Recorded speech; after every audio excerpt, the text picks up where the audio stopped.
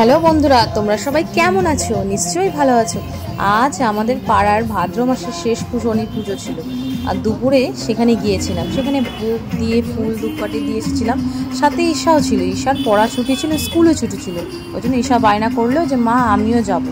সেখান থেকে ঈশাকে নিয়ে এসে আবার বাড়িতে চলে আসলাম। তারপরে রাতে আবার গেলাম। রাতে গিয়ে প্রসাদ নিতে গিয়ে দেখি কি ভিড়। দেখো কি সুন্দর করে সাজিয়েছিল মন্দিরটি, লাইট দিয়ে ফুল দিয়ে সাজানোর পর দেখো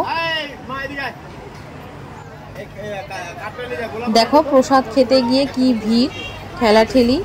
সেজন্য জায়গা হচ্ছিল না বলে অনেকে রাস্তায়, বেশিরভাগ লোকে রাস্তায় বসে পড়েছে দেখো।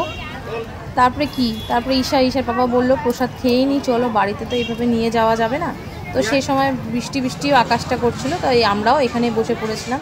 আর শেষে আমার ব্লগটি কেমন লাগলো তোমরা জানিও। নিশ্চয়ই ভালো লাগলে লাইক কমেন্ট শেয়ার করে দিও। আবার নেক্সট ভিডিওর সাথে আবার দেখাবে। Bye bye.